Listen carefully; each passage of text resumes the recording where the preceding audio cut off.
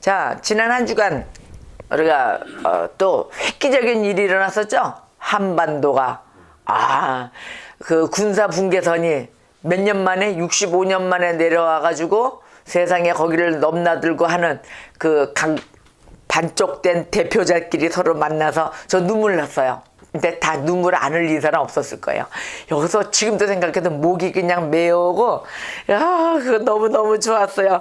그 아들, 딸, 아들, 딸 같잖아요. 나이가 지금 30년이 넘는 차이가 지면서 그 어린 나이에 그 이북을 끝나고 국가 원수가 돼 있고 말이에요. 그들이 뭘 알겠는가, 우리가 뭘 알겠는가, 우리가 그러고 걱정했어요, 우리는.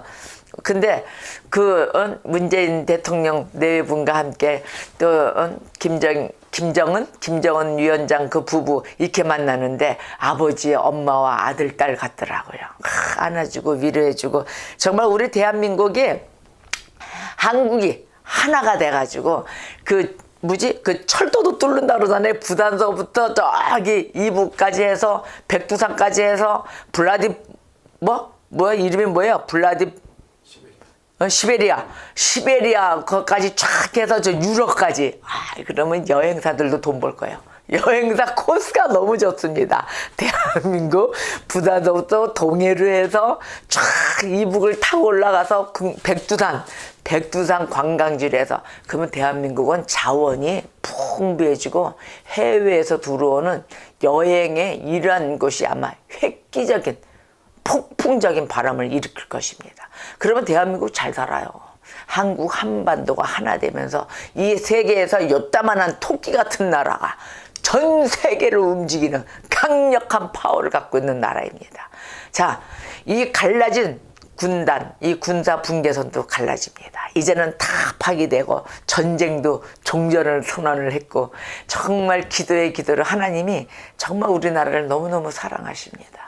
그 기도의 끈을 계속해서 놓지 마시고 사탄 마귀가 틈타지 못하게 저 이북에도 저 김정일서부터 김일성이 전부 다 김정은 다 그 사람을 우상으로 삼았던 그곳에 우리의 예수의 복음이 들어가 가지고 그 하나님의 은총을 알고 깨닫는 그러한 우리나라로 만드는 또 많은 선교의 손길이 가야 될 것입니다. 복음은 위대합니다. 그래서 우리가 그 하나님의 뜻, 입술로만 하나님의 뜻으로 갈 것이 아니라, 자, 하나님의 뜻을 정말 그 뜻대로 살았는가? 하나님의 뜻이 무엇인가? 또 아니면 내가 하나님의 뜻에 대해서 무시했는가? 이런 것을 알아야 될 것입니다. 그 하나님의 뜻을 우리가 보려면은 하나님의 뜻에 멸시를 하게 되면 우리가 어떠한 얽매임 가운데 묶이게 됩니다.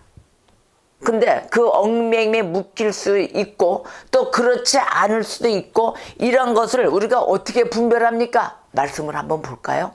여러분 시편 107편을 한번 열어보세요. 이곳에 말씀을 정확히 주셨어요. 시편 107편 10절에서 14절의 말씀을 한번 보겠습니다. 그래서 우리가 하나님의 뜻에 대한 멸시가 이렇게 무섭구나. 절대적으로 하나님의 말씀을 존중하셔야 될 것입니다. 다 같이 합독해 볼까요? 시작. 사람이 흑암과 사망의 그늘에 앉으며 곤고와 쇠사슬에 매임은 하나님의 말씀을 거역하며 지존자의 뜻을 멸시함이라. 그러므로 그가 고통을 주어 그들의 마음을 겸손하게 하셨으니 그들이 엎드려져도 돕는 자가 없었도다. 이에 그들이 그 환난 중에 여호와께 부르짖으매 그들의 고통에서 구원하시되 흑암과 사망의 그늘에서 인도하여 내시고 그들의 얼거맨 줄을 끊으셨도다. 아멘. 우리가 사망의 그늘, 흑암의 그늘, 공고와 쇠사슬의 매임, 바로 이런 답을 주셨어요. 그러한 것은 하나님의 말씀을 거역한 것이다. 그리고 지존자의 뜻을 멸시함이라. 바로 이러한 것을 우리가 두렵고 무섭고 우리가 왜 죄를 지은 자인가 깨달아야 될 것입니다. 그래서 우리 장로교회잖아요. 이 장로교회와 종교개혁의 신앙이 있습니다. 이 장로교회와 이 종교개혁의 신앙이 공통으로 주장하고 고백하는 그 인간 이해의 출발점은 바로 인간의 전적인 부패인 것입니다. 인간의 전적인 부패로서 어떻게 됐어요? 스스로 하나님을 찾는 자가 없다. 그리고 선을 행하는 자도 없다는 것이라고 오늘 본문 말씀에 말씀하시는 것입니다. 바로 이와 같은 말씀은 로마서 3장 10절로 본문에 읽었죠. 또 구약에도 나타납니다. 시편 14편의 1절에서 3절까지 말씀이 있고 또 시편 53편 1절에서 3절 말씀이 똑같습니다. 이 시편 14편과 53편 1절에서 3절 말씀이 똑같은데 어떤 말씀이냐 하면은 이런 말씀이에요. 어리석은 자를 얘기합니다. 어리석은 자는 그의 마음에 이르기를 하나님이 없다 하도다. 그들은 부패하며 가증한 악을 행하며 선을 행하는 자가 없도다. 하나님이 하늘에서 인생을 굽어 살피사 지각이 있는 자와 하나님을 찾는 자가 있는가 보려 하신즉 각기 물러가 함께 더러운 자가 되고 선을 행하는 자가 없으니 한 사람도 없도다. 아멘. 벌써 하나님이 하늘에서 찾아봤자 이들이 어떻게 됐어요? 도로 세상으로 돌아가서 더러운 자가 돼 있다는 것입니다. 아무리 하나님 앞에서 하나님의 뜻에 따르겠다 하고 무릎 꿇고 앉아도 선을 행하는 자가 없다는 것입니다. 그리고 자기 뜻에 의한 자기 생각에 의한 올바른 일 그러면서 착한 척하고 불쌍한 자 돕는 척하고 있습니다. 돕지도 않으면서. 그러니까 일부를 찌끄리는 거죠. 한번 찌끄린다 얘기하죠. 그렇게 찌끄리고 있다는 거예요. 하나님 그걸 모르실까요? 다 알고 계십니다. 그래서 우리가 모든 이 하나님의 말씀을 어떻게 의인도 하나도 없고 너희들은 선을 행하는 자가 하나도 없다는 겁니다. 아멘. 아이고 하나님 내가 잘못했습니다. 이러면서 대부분 동의를 해요. 아멘입니다. 맞습니다. 동의를 하지만 실제로 우리 삶에 보세요. 실제로 우리 삶의 개개인 각자가 너 죄 있어. 너 죄인이야. 그리고 이렇게 지적하잖아요. 너 이러이러한 것은 잘못된 거야. 그런 얘기를 들을 때 여러분 기분이 어떻습니까? 저와 여러분 아마 생각하는 게 똑같을 것입니다. 성질나요. 야 너나 잘해. 이렇게 나와요. 너나 잘해. 내가 이거 잘못했다고? 그러면서 막 성질내 분노합니다. 그거 아니잖아. 화가 확 치밀어 올라요. 이게 우리의 모습이에요. 그러나 이런 것을 말씀에는 아멘 맞습니다. 아멘 내가 죄인입니다. 이런 적이 언제였다는 뜻으로 당신은 이렇게 해서 이건 좀 잘못된 부분이고 좀 그렇습니다. 그러면 화를 뻔뻔 내요. 바로 이게 우리의 모습이라는 거예요. 내적으로 점검된 신앙이 하나도 없다는 거예요. 하나도 없습니다. 그런데 우리가 주일마다 이렇게 교회 나오잖아요. 교회 나오는 거 왜 나와요? 위로받기 위해서 나오잖아요. 하나님께 위로받고 하나님께 모든 걸 다 고자질하고 싶고 하나님께 모든 방법을 얻기를 원하기 위해서 이곳에 주일 성수를 지키러 나오는 것입니다. 그러면 교회에서 위로받기를 원하는 그 진정한 위로 우리가 한번 오늘 받아봅시다. 진짜 오늘 진정한 위로가 무엇인가를 우리가 알아야 될 것입니다. 자, 진정한 위로는 우리가 개개인에 갖고 있는 죄의 문제를 해결하지 않으면 받지를 못합니다. 여러분 이 말씀을 명심하셔야 됩니다. 내 죄가 무엇인가? 내 죄에 대한 문제 이거를 해결해야만이 우리가 진정한 위로를 받을 수 있고 교회에 와서도 기쁘고 매일매일 하루가 우리 삶의 힘이 되고 원동력이 된다는 것을 잊으셔서는 아니 될 것입니다. 자, 우리는 죄인입니다 라고 고백하십니까? 나는 죄인입니다. 여러분 교회에 와서는 나는 죄인입니다 라고 고백을 하지만 저곳에 감옥에 가서는 나는 죄인이다 라고 얘기를 안 합니다. 전부 다 나는 억울합니다 라고 얘기를 하죠. 그러듯이 이 교회에서 우리는 죄인입니다 라고 하면서 은혜를 받고 있습니다. 은혜를 받지만 어떤 행동과 태도가 죄입니다 라고 얘기를 하면 그거는 은혜를 받기를커녕 자신을 이 공격하는 말로서 우리가 분노에 치우치고 우리가 상처를 받게 됩니다. 자, 그러면 지금 우리 이 현실에서 주어진 이 시간에 바로 지금 우리가 죄를 해결해야 되는데 어떻게 해결을 하느냐? 성경에 말씀을 주셨어요. 무엇으로? 율법을 주셨습니다. 바로 이 율법을 통해서 우리의 이 비참한 상태를 알아야 돼요. 내 이 모습이 이렇구나. 나 이렇게 부패돼 있고, 야, 너무 비참하다. 난 너무 더럽다. 어쩜 옷을 이렇게 꾸질꾸질한 이 망태기 같은 옷을 입었냐. 꺼죽도 이런, 뭐죠? 가마니 같은 거, 더러운 거. 이걸 뒤집어 쓰고 있냐. 이거를 발견해야 돼요. 그걸 발견하시면서 그리스도를 아는 참된 믿음 가운데 바로 서야 될 것입니다. 예수 그리스도를 아셔야 됩니다. 그렇지 않고서는 우리가 예수 그리스도를 통하여 참된 위로를 얻을 수가 없기 때문입니다. 예수 그리스도를 통하여 우리가 참된 위로를 받으려고 한다. 그게 쉬운 일일까요? 결코 쉬운 일은 아니겠죠. 왜? 믿음이 없고 그 말씀을 내 가슴으로 받아들여지질 않았기 때문이에요. 내 가슴으로 받고 내 인생이고 바로 이것이 나였어라는 것을 깨달을 때 그때 참된 위로가 오는 것입니다. 그래서 제가 하이델베르크 요리문답서 첫 질문장을 보았습니다. 첫 질문에 이렇게 나와 있어요. 삶과 죽음 가운데 유일한 위로는 무엇인가? 이렇게 나왔습니다.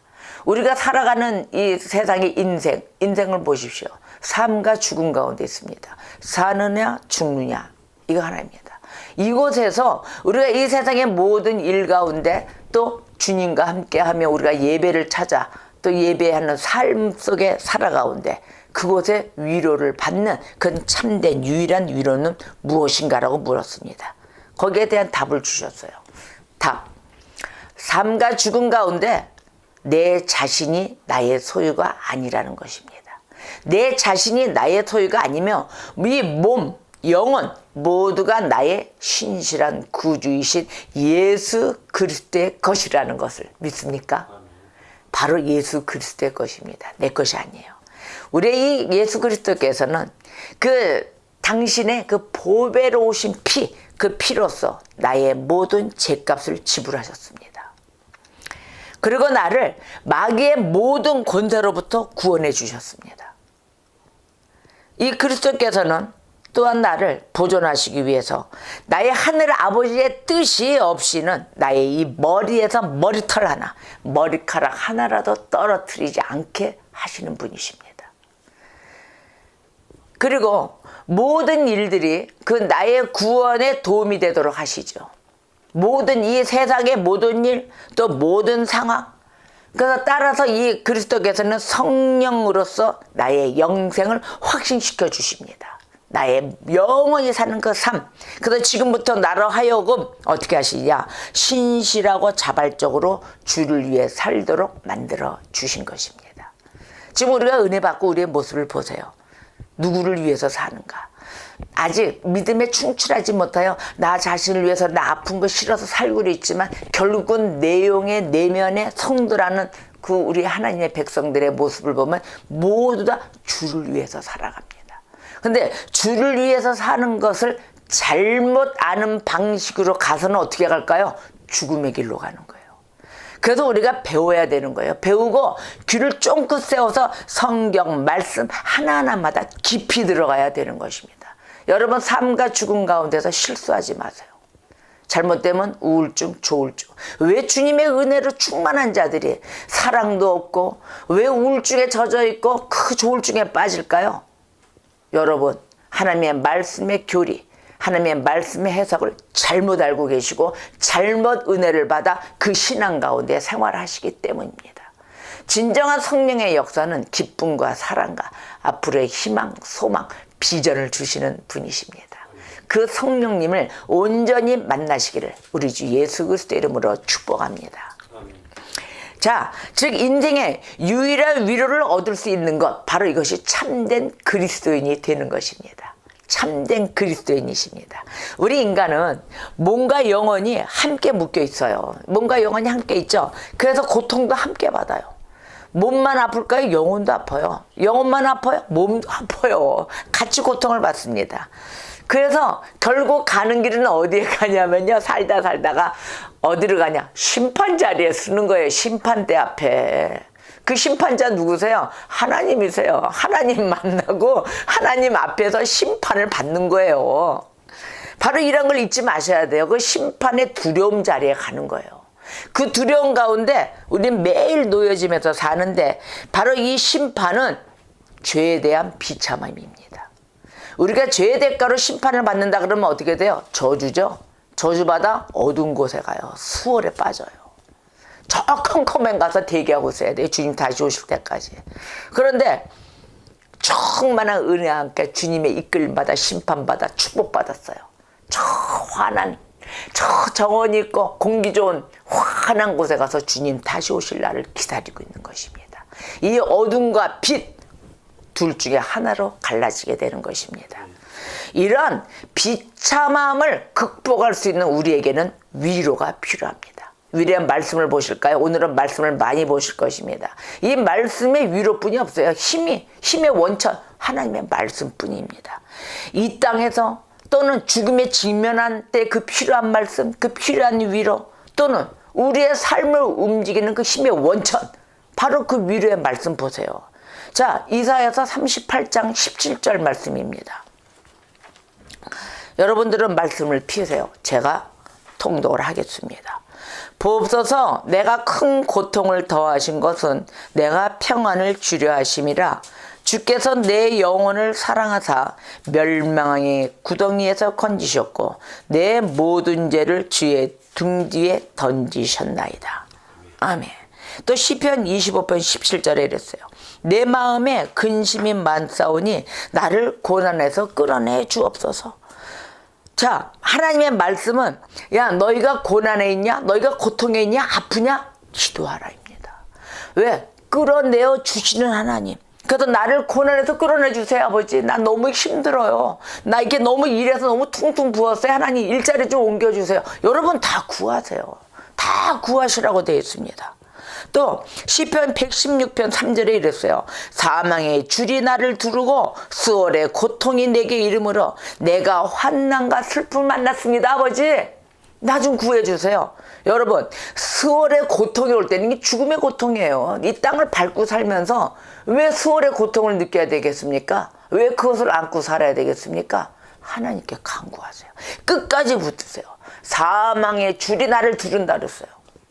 바로 이러한 고통에 내 마음에 근심이 있고 하나님 사망의 줄이 나를 두릅니다. 사망의 끈이 내 목을 조릅니다.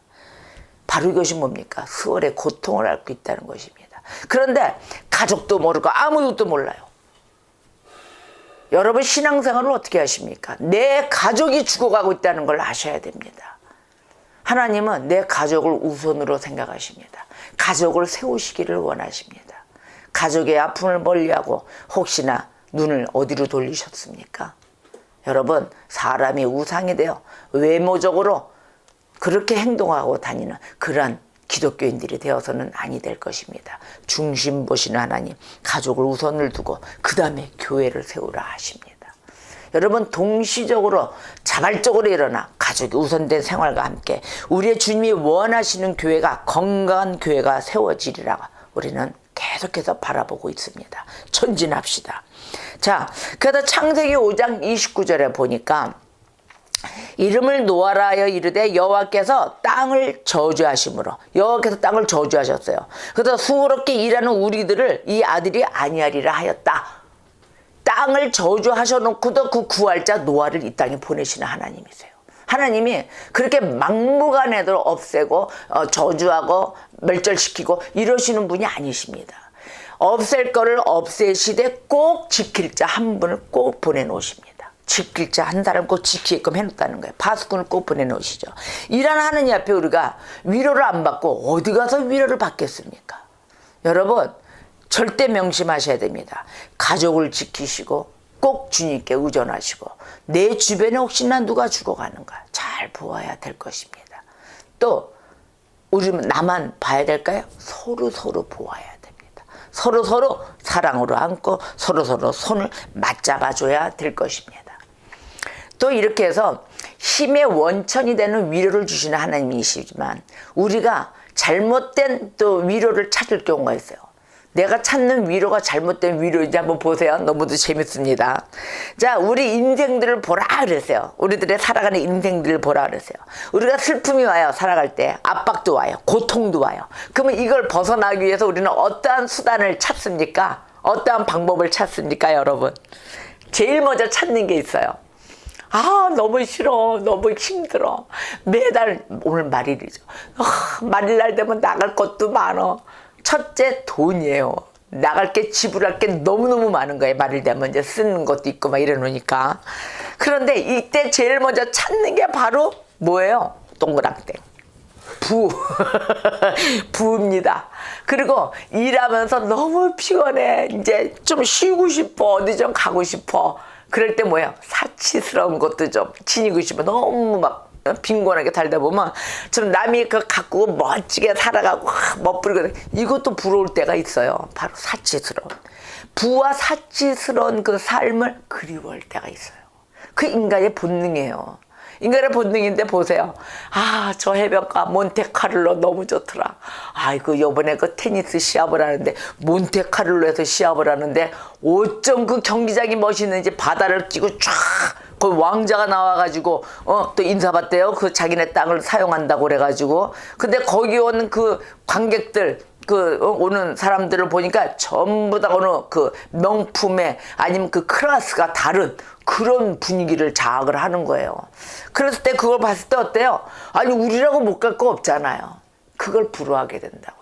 한순간 좀 가서 쉬고 싶다. 저런 데 가서 선탠도 좀 하고 세계적인 시합도 좀 보고 좀 놀고 싶다. 이런 생각이 듭니다. 근데 우리가 이런 고통, 환난, 압박 너무 피곤해. 이런 것을 벗어나려고 할 때 부와 사치스러운 삶을 통하여 위로받는다고 우리가 또 찾아가는 바로 인간의 본성이 있습니다. 그런데 욥기서와 누가복음에 이렇게 얘기를 했어요. 욥기서 31장 24절에 이랬어요. 만일 내가 내 소망을 금에다 두고 순금에게 너는 내 의뢰하는 바다. 이렇게 얘기를 했습니다. 바로 이 시대도 그랬어요. 모든 피곤한가 있을 때 소망을 금에다 두었던 시절도 있고 또한 순금에게 너는 내 마음이다 하고 금에 대해서 마음을 심어둔 이런 욥의 시절도 있었습니다. 또 누가복음 16장 19절에 있어요. 한 부자가 있어 자색 옷과 고운 베옷을 입고 날마다 호화롭게 즐기더라. 이때도 즐겼습니다. 마시고 좋고 좋은 옷 입고 이 시절이 있었습니다.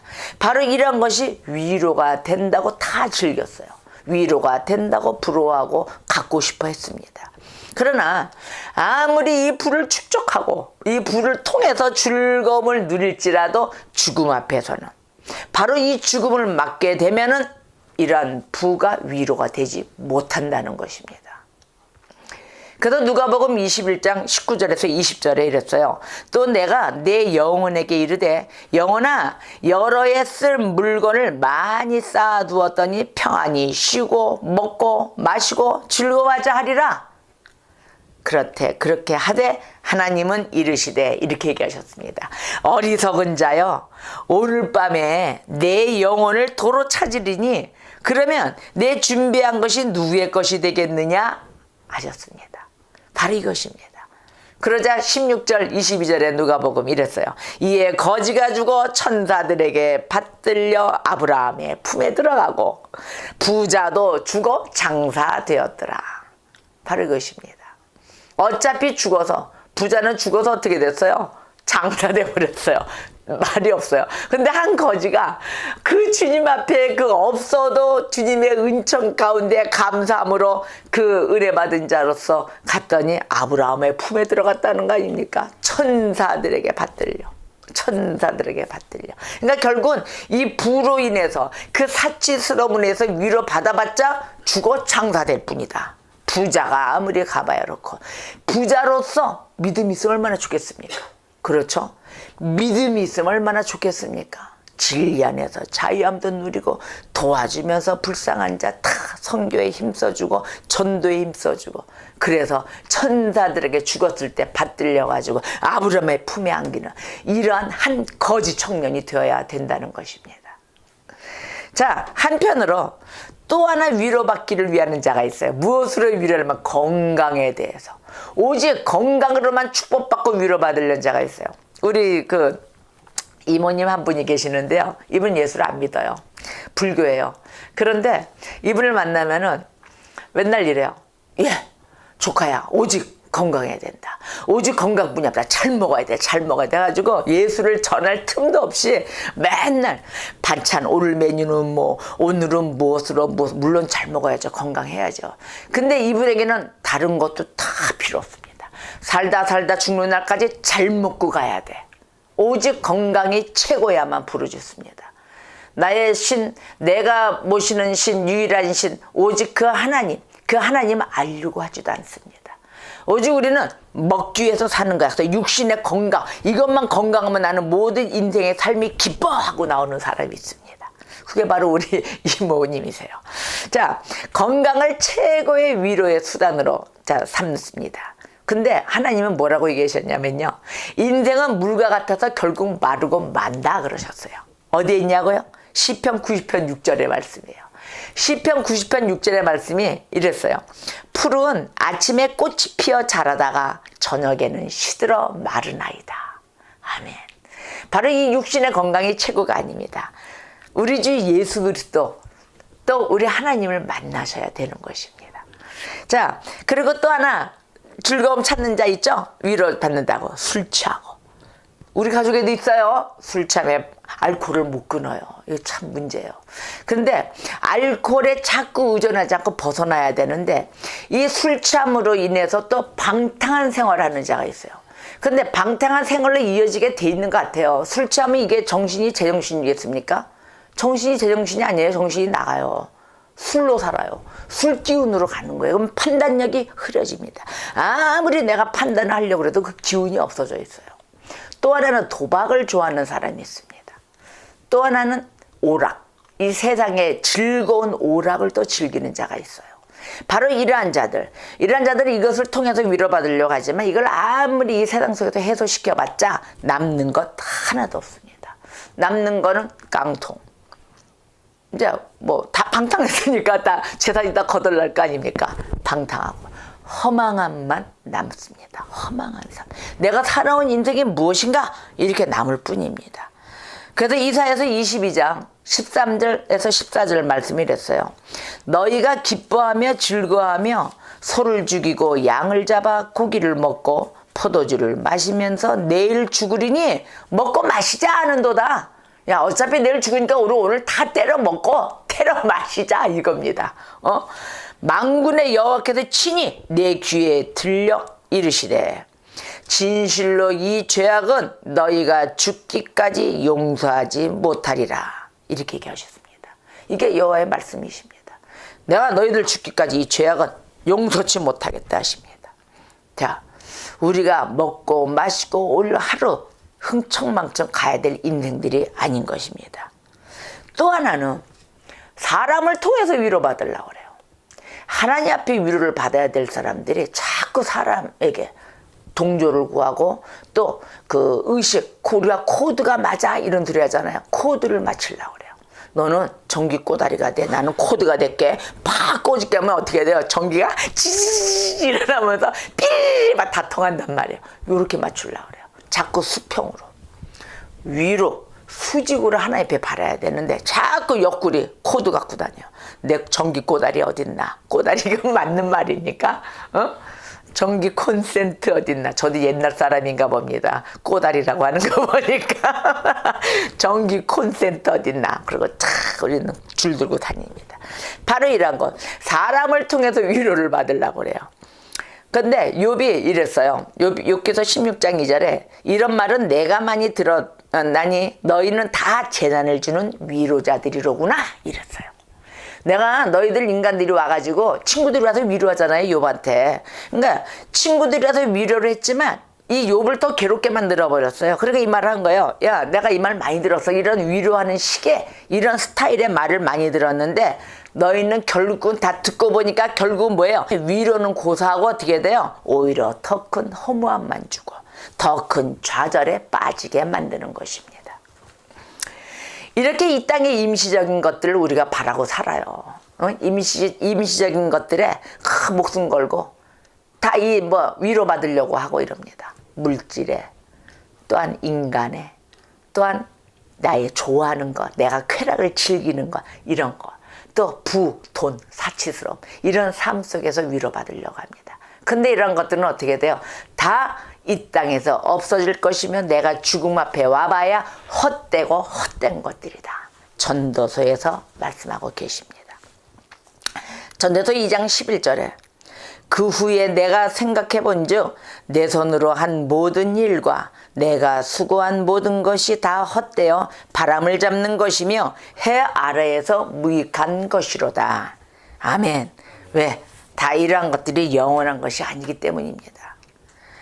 인생에게 줄 수 있는 이런 진정한 위로, 바로 이것이 위로가 되려면은 모든 경우 우리의 삶 가운데 어떤 상황이 오더라도 다 적용이 되어서 위로가 되어줄 수 있어야 되는 것입니다.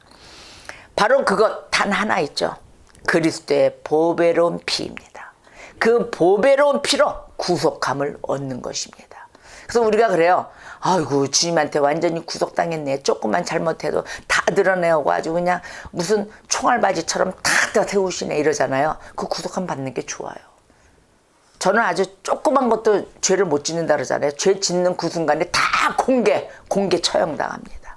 그래서 제가 얘기하면은 아마 어머 저런 애가 어쩜 어머 무슨 저런 사람이 무슨 목사가 됐어? 그런 것도 있어? 이런 경우도 있어요.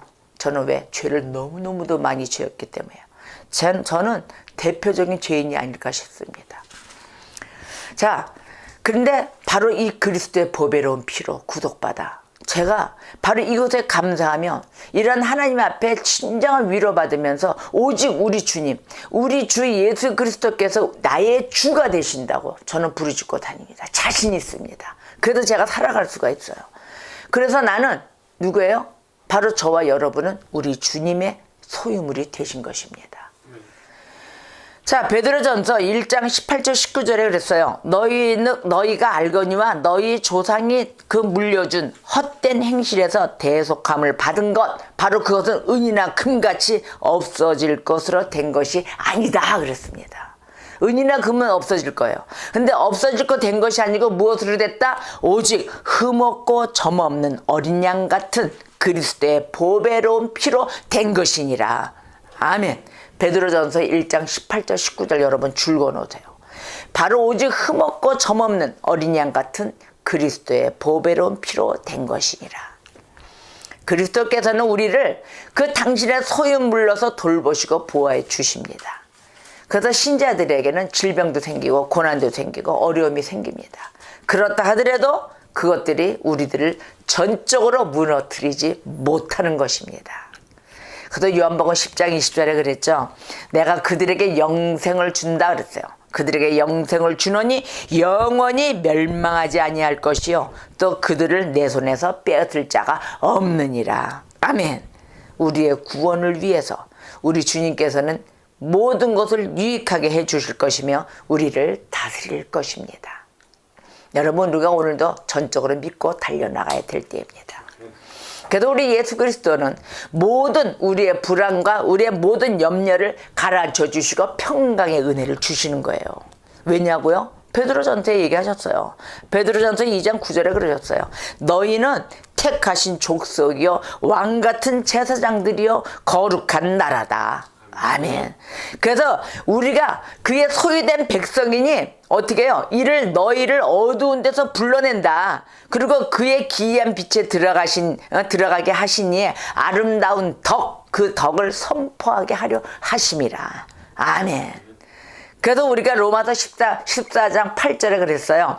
우리가 살아도 주를 위하여 살고 죽어도 주를 위하여 죽나니 그러므로 사나 죽으나 우리가 주의 것입니다 라고 고백하는 것입니다.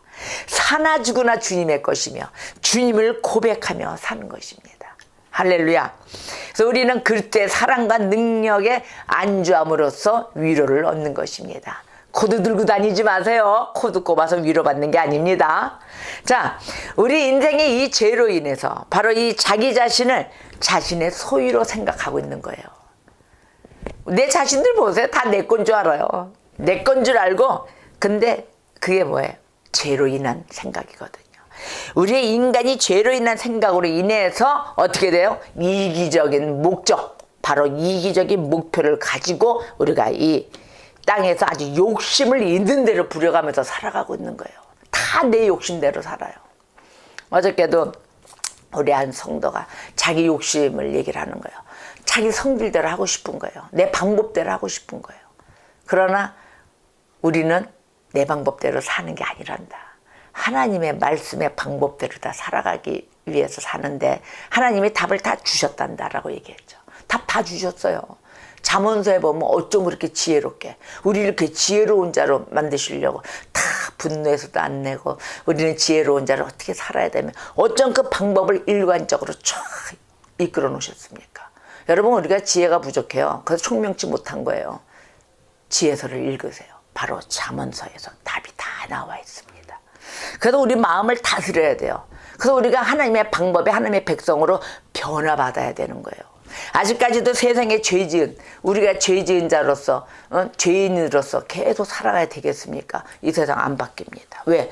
내 세상이 안 바뀌었기 때문에. 내 세상이 바뀌어야 이 세상이 바뀌는 거예요. 내가 안 바뀌어놓고 내가 세상을 바뀌려면 되겠습니까? 양심이 있으셔야죠. 자, 그래서 우리의 인생 하나님으로부터 우리가 멀어져 있다는 거. 계속 죄인으로 살고 계시면 하나님도 멀어져 있다는 거예요. 그래서 하나님을 그 마음에 두기 싫어한다 이렇게 얘기합니다. 우리 마음에 하나님을 두기 싫어요. 그래서 자꾸 내 세상을 그리는 거예요. 내가 주인이 되는 거예요. 그래서 자신을 위해서 남의 것을 뺏기도 하고 속이기도 합니다. 사기치는 거죠 바로. 성도가 열심히 나가서 일하고 그 손이 퉁퉁 부어가면 매일에 먼지구덩이에서 미세먼지 먹어가며 12시간씩 노동시간은 8시간인데 또 추가시간 좀 더 해서 벌기 위해서 더 뛰고 열 몇 시간씩 일하고 들어옵니다. 그리고 주일날 하나님께 감사해서 하나님이 건강 주시고 이렇게 일하시게 해주셔서 감사해서 주일날 와서 교회에 와서 헌금합니다. 그 헌금을 지금 사이비 목사들 잘못된 목사들 어떻게 돼요? 사기치고 빼앗고 또 꾼답시고 가져가서 외국으로 날라버리고 안 나타나고 결국은 성도들을 이용해서 집회한답시고 매일같이 집회한다. 새벽 나와라. 새벽 집회 있다. 뭐 주일 집회 있다. 연휴 집회 있다. 이래가지고 그 헌금을 뜯어냅니다. 여러분 성도들이 해놓는 보내시는 그 헌금들은 바로 예수의 피값입니다. 우리 주 예수 그리스도의 그 보배로운 피로 인하여 성도들에게 은혜 주시고 감사 주시고 보호해 주시는 그 대가로 성도들은 감사해서 들고 온 헌금이에요. 그 헌금 그냥 돈이 아닙니다. 교역자들 정말 교회를 이끌어가는 자들 하나님의 피값 예수의 피값에 대한 그 헌금에 대해서 잘 사용하셔야 될 것입니다. 하나님은 심판대에서 꼭 만나게 돼 있습니다. 기억하세요. 자, 그래서 하나님의 마음을 하나님을 그 마음에 두기를 싫어하는 성도가 되어서는 아니 될 것입니다. 바로 이 세상에서 죄를 짓고 서로 속이고 빼앗고 이런 인생들 죄악으로 넘쳐나게 살다가 결국은 어떻게 되냐? 그 죄악의 결과 자신에게 돌아와요. 그게 없어지고 남한테 간다고요? 천만의 말씀입니다. 그 죄악은 내 자신에게 돌아옵니다. 그러고 나서 내 혼자 스스로 위로받으려고 해보세요. 그 위로 받게 됩니까? 전혀 안 되죠. 위로는 사람에게서 오는 게 아니기 때문이죠. 그래서 자기 자신을 자신의 것으로 살아가는 삶, 그 삶에는 희망이 절대 없다. 절대 없습니다. 그게 성경의 대표적인 인물 가인, 에서, 사울왕 보세요. 그네들은 전부 다 스스로 주인이었어요. 하나님의 말씀을 안 들었어요. 자기가 스스로 주인이고 또 자기를 위해서만 살아갔던 인생들입니다. 자기 자신만을 위해서. 그런데 이러한 인간들이 있는 반면에 하나님은 어떻게 하셨냐? 하나님께서 선택한 백성이 있었어요. 선택한 백성들을 위해서 누구를 보냈어요? 예수 그리스도를 보내신 거예요. 이 땅에. 보내셔서 피 흘려 죽게 하셨습니다. 피 흘려 죽게 하심으로 우리의 모든 죄, 백성의 죄를 그리스도에게 담당시키셨던 것입니다. 여러분 우리의 죄에 빚진 자들이에요. 하나님께 빚진 자들이에요. 그런데 뭐가 그렇게 잘나서 뭐가 그렇게 주장하고 사십니까? 절대 겸손하셔야 됩니다. 이 그리스도의 피로 구속하시고 우리를 구속해 주시고 어떻게 됐어요? 우리는 그리스도의 소유물이 된 것이에요. 소유물이 되고 바로 이 선택받은 죄인들, 바로 이 선택받은 죄인들은 그리스도의 피를 통해서 용서를 얻게 된 것입니다. 용서가 그냥 얻어질까요? 우리 뭐 잘했다고? 잘한 거 아무도 없어요. 오직 우리 예수님께서 피 흘리심으로 인하여 우리의 죄를 대속하면서 우리를 다 그 피를 통해서 용서받게 해주신 것입니다. 바로 이러한 주님 앞에 나오시라는 거예요. 주님께서 나를 이렇게 하여 돌보실 것이기 때문에 우리가 모든 염려와 근심과 걱정에서 바로 이 험한 세상에서 살아가고 있는 것입니다. 우리 주님이 다 보호해 주실 것을 믿습니까? 아멘입니다. 그래서 베드로전서 2장 9절 그렇게 얘기하신 거예요. 너희는 택하신 족속이요 왕같은 제사장들이요 거룩한 나라이다. 그래서 우리가 고백하죠. 우리가 살아도 죽어도 주를 위하여 살 것입니다. 사나 죽으나 우리는 주님의 것입니다 라고 고백하는 것입니다. 자, 그렇다면은 우리가 살아가면서 맨날 좋은 일, 영적 전쟁을 하고 있어요. 좋은 일만 있는 게 아니에요. 마귀와의 전쟁을 합니다. 자, 마귀는 어떻다고 그랬어요? 마귀는 우리 인간에게 죄를 심어주고 그 마귀는 떠납니다. 그 죄를 심어주고 그 죄를 아이고 우리 큰 거 받았네 그래 죄 짓고 있어요. 그거는 이 심어준 놈이 받아야 되는데 원정을 해준 마귀 그 새끼가 받아야 되는데 어떻게 돼요? 마귀 놈이 받아야 될 거를 인간이 받는다는 거예요. 마귀가 얼마나 영악합니까? 생각만 딱 넣어주고 너 죄 지어라 그리고 지는 휙 날아가서 도망가 버린단 말이에요. 그 죄 짓고 있는 건 멍청한 바른 말씀에 서지 못한 분별 아래 서지 못한 자, 또 믿음 아래 서지 못한 자 바로 누구예요? 내가 죄를 받는 거예요. 죄 짓고 눈 빨갛게 뜨고 응? 마귀가 이렇게 주어졌어 이러면서 어떤 사람은 그러대요. 사탄이 오셨답니다. 글 속에 그렇게 써놨어요. 사탄이 오셨대요. 아니 그건 사탄 추종자예요. 글 속에도 알게 모르게 나타나잖아요. 나는 예수 그리스도 믿는 자야. 하지만 글을 보니까 뭐라고 썼어요? 성령이 오셨네가 아니라 사탄이 오셨네라고 썼더라고요. 바로 거기서 예민하고 민감한 곳에서 여러분 분별하셔야 됩니다. 그 사람의 그 신앙이 바르게 선 그런 신앙일까요? 바로 된 자 아닙니다. 사탄이 어디 오셨다 그럽니까? 사탄 숭배자예요, 그 자는요. 자, 마귀와 그 죄의 지배에서 벗어나야 되는데 벗어나지도 못하고 착각하고 마귀의 종이 돼 있어요. 마귀의 전략, 바로 그 마귀의 전략은 진실, 이 인생을 진실에서 머물지 못하게 하면서 죄에서 계속 머물게 해요. 죄에서 벗어나지 못하게 만드는 게 바로 마귀의 전략이에요. 그러니까 어떻게 돼요? 계속해서 죄를 짓고 다시는 희망 소망이 없게 만들어놔요. 그러니까 내 마음에 있는 희망 소망이 다 소멸돼가지고 절망 가운데 빠지는 거예요. 그렇지 우리 주님이 뭐 어딨어 이렇게 되는 거예요. 속으로는 그게 있어요. 겉으로는 말 못해요. 나는 왜? 교회 다니니까, 기독교인이니까 이런 걸 나타내기 때문에 속에 있는 말을 못 끄집어낸다는 거예요. 그런데 어느 날 사탄이 오셨네라고 딱 집어내잖아요. 그 자는 절대적인 교회에 침투된 염소, 가라지입니다. 여러분이 분별하시면서 이 청명한 가운데 사셔야 되는데 이 죄인들이 보면은 마귀의 손에 끌려다녀요. 절대 헤어나지 못하고 질질질 끌려다니겠어요. 이렇게 목줄 달려가지고 막 눈 바로 이렇게 뜨고 눈도 이렇게 떠요. 이렇게 뜨고 다녀요. 그 뭐예요? 좀비들이 그러고 다니죠? 좀비들이 마시가면. 근데 인간의 본성에 이렇게 깊이 자리 잡고 있는 이 죄성 때문에 우리는 이 죄의 달콤한 소리에 마구마구 속아서 넘어갑니다. 그래서 죄로부터 떠날 수 없게 만들어버려요. 그런데 그리스도께서 어떻게 했어요? 선택된 죄인들을 마귀의 권세로부터 건져내셨습니다.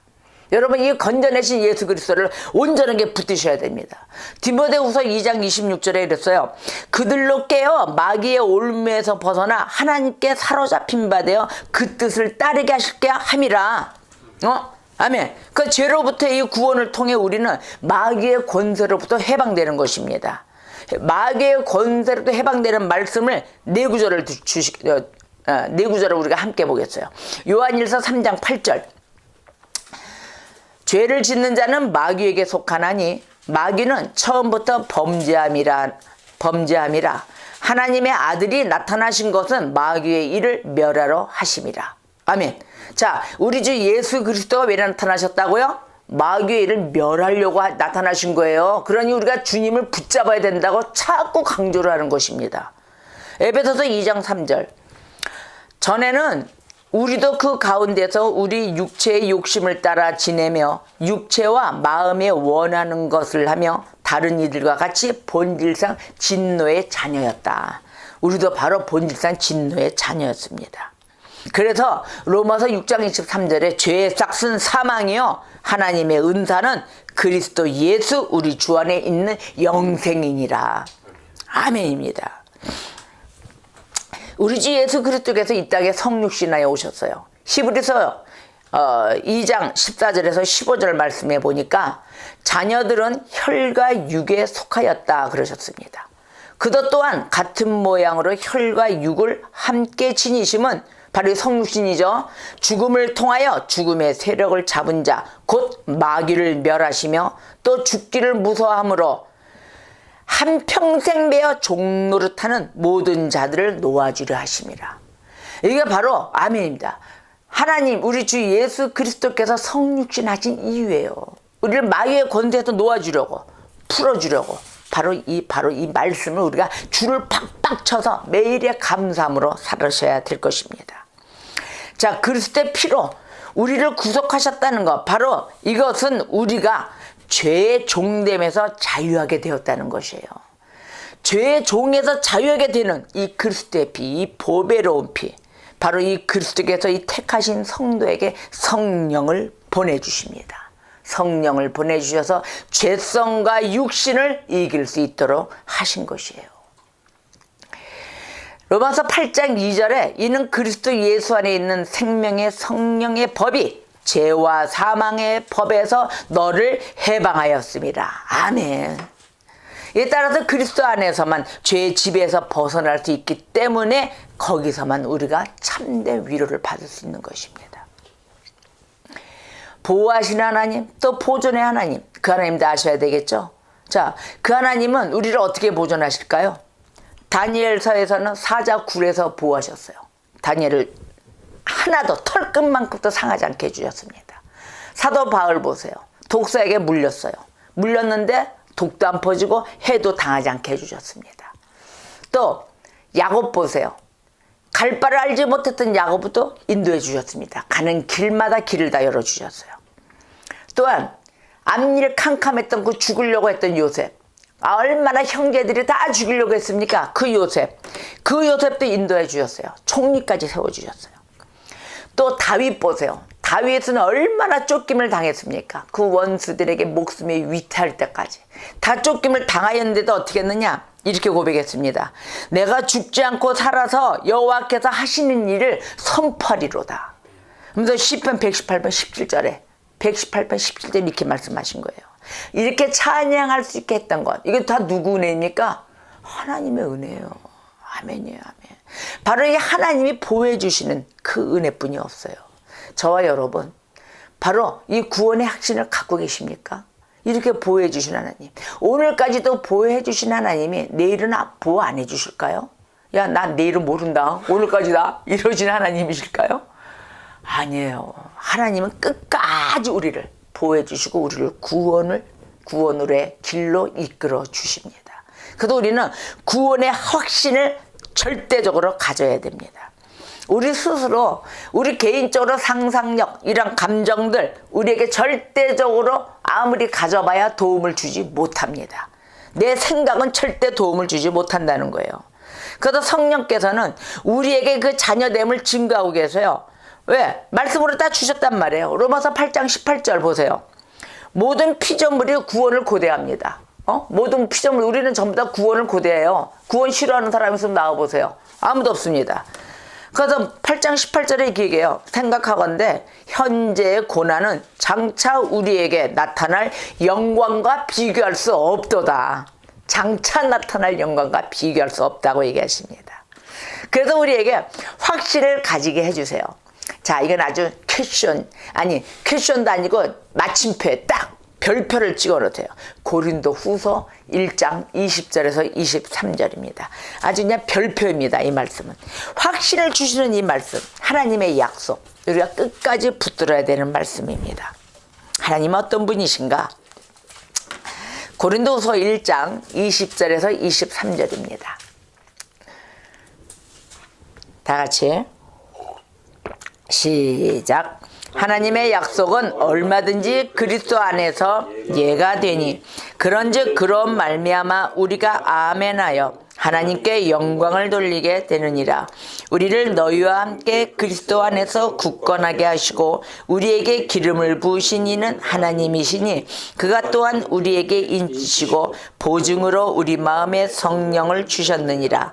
내가 내 목숨을 걸고 하나님을 불러 증언하시게 하노니 내가 다시 고린도에 가지 아니한 것은 너희를 아끼려 함이라. 아멘. 바로 하나님의 약속입니다. 이 약속이 얼마든지 그리스도 안에서 어떻게 된다고요? 예, 네, 그렇습니다. 예스, 아멘입니다. 바로 이거예요. 하나님께 영광을 돌리게 함이거든요. 또 에베소서 1장 13절 14절 말씀에 그 안에서 너희도 진리의 말씀 곧 너희의 구원의 복음을 듣고 그 안에서 또한 믿어 약속의 성령으로 인치심을 받았으니 이는 우리 기업의 보증이 되사 그 얻으신 것을 속량하시고 그의 영광을 찬송하게 하려 하심이라. 아멘. 또 에베소서 4장 30절 하나님의 성령을 근심하게 하지 말라. 그 안에서 너희가 구원의 날까지 인치심을 받았느니라. 아멘. 하나님의 사랑이 우리에게 부어졌음을 이렇게 말씀으로 확인하게 해 주셨습니다. 로마서 5장 5절의 말씀으로 또 한 번 또 부어졌음을 또 확인을 받는데 소망이 우리를 부끄럽게 하지 아니함은 우리에게 주신 성령으로 말미암아 하나님의 사랑이 우리 마음에 부은 바 됨이다 하셨습니다. 아멘. 하나님의 사랑이 우리의 부은 바 마음에 그윽하시기를 우리 주 예수 그리스도 이름으로 축복합니다. 여러분, 저와 여러분은 인생의 목적을 어디에 둡니까? 오늘의 말씀을 우리가 쭉 종합해서 결론을 내릴 때 우리의 인생의 목적을 어디에 두겠는가라고 생각해 봐야 될 것입니다. 자, 이제 답 나왔죠? 인생의 목적 어디다 둬야 될까요? 오직 예수 그리스도. 우리의 인생의 목적은 주를 위해 사는 것입니다. 사나 죽으나 주님의 것입니다. 그래서 주를 위해 사는 것, 내 자신을 부정해야 돼요. 나를 부정하고 그리스도를 위해서 오직 그리스도의 일을 위해서 힘써 사는 것입니다. 십자가를 지고 나의 십자가를 지고 내 뒤를 따라라 우리 주님이 그러셨습니다. 빌립보서 2장 30절에 그가 그리스도의 일을 위하여 죽기에 이르러도 자기 목숨을 돌보지 아니한 것은 나를 섬기는 너희의 일에 부족함을 채우려 함이니라. 아멘. 우리가 장차 주를 만나는 갈망 속에 있습니다. 우리가 앞으로 삶과 죽음 가운데 죽고 난 후에는 주님을 만납니다. 그 갈망에 살아가야 되기 때문에 우리는 어떻게 살아야 됩니까? 거룩하게 사는 것입니다. 내가 거룩하니 너희도 거룩하라 하셨습니다. 자, 우리가 하나님의 은혜를 거역한 자들에게 주는 경고가 있어요. 여러분, 하나님의 은혜를 거역하고 하나님의 말씀, 하나님의 뜻을 거역하는 자들, 이 경고를 절대적으로 귀담아 들으셔야 될 것입니다. 바로 히브리서 12장 14절의 말씀입니다. 여러분, 이 말씀을 중요시 체크해 놓으시고 끝까지 하나님의 은혜를 거역하는 자들에게 이 말씀을 던지세요. 과감히 던지세요.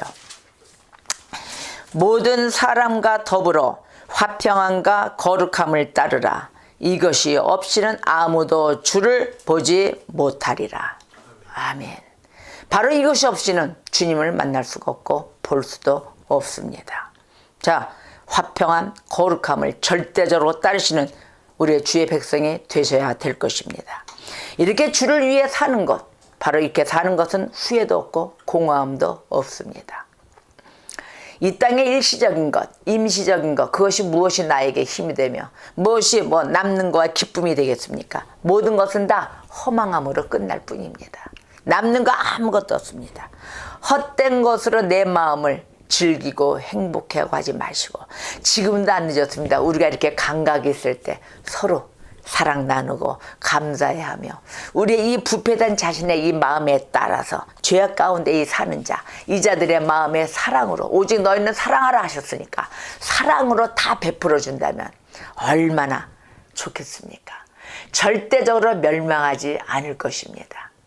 그래서 살아있을 때 감각 있을 때 잘하자 이 소리예요. 서로가 감각 있을 때 잘합시다. 우리 죽어서 만약에 주님 앞에 심판대에서 어둠과 빛으로 갈릴 때 빛으로 갔습니다. 빛으로 가서 기뻐하는 자들 그냥 찬양하며 고통도 없는 곳에서 서로 형제자매로 지낼 것이며 또 어둠으로 잘못돼가지고 어둠으로 떨어졌습니다. 그럼 어떻게 될까요? 슬피 울며 이를 갈며 있으리라. 바로 이런 고통 가운데 가게 되는 것입니다. 진정한 하나님의 백성이십니까 여러분? 진정한 하나님의 백성은 자기 중심의 환상이나 또 자기의 뜻을 실천하면서 또 그걸 성취하기 위해서 살아가지 않습니다. 그리스도에 속한 자, 바로 이 속한 자는 자신이 즐거워하던 그 죄에서 떠났습니다. 이미 떠났습니다. 떠났고 자기 자신을 완전하게 그리고 기꺼이 그리스도에게 드리는 자인 것입니다. 바로 이런 성경의 말씀으로 또 우리의 죄를 지적하고 책망하는 것, 바로 이것을 들을 수 있는 그러한 귀를 가진 자가 바로 복된 자인 것입니다. 귀가 복되다 하는 그러한 말씀과 함께 우리가 영안이 열리고 또 무엇이든지 말씀을 바른 진리 안에서 바른 또 교리와 함께 성경 해석을 해가면서 우리가 바른 신앙자들이 되어야 될 것입니다. 자, 우리가 그러면 우리가 이렇게 복된 성도가 되었을 때 이제는 교회를 위해서 고민해야 되겠죠. 교회가 건강한 교회가 되기 위해서 우리가 고민해야 될 시기를 가져봐야 될 것입니다. 바로 우리가 죄인임을 부르짖을 때 하나님은 기뻐하시고 내가 죄인임을 인정할 때 하나님은 그 손을 붙잡아 주신다는 것을 잊어서는 아니 될 것입니다. 여러분, 저와 여러분은 한 주간 우리가 죄인임을 시인하며 입술로 우리가 주 예수 그리스도를 믿고 시인하며 나왔을 때 하나님은 우리를 보존해 주시고 은혜를 베풀어 주시고 평강의 길로 인도하여 주십니다. 오늘의 말씀 로마서 3장 10절에서 12절의 말씀을 합독하겠습니다. 기록된 바 의인은 없나니 하나도 없으며 깨닫는 자도 없고 하나님을 찾는 자도 없고 다 치우쳐 함께 무익하게 되고 선을 행하는 자는 없나니 하나도 없도다. 아멘. 오늘의 말씀으로 다 함께 기도함으로 대배를 마치겠습니다.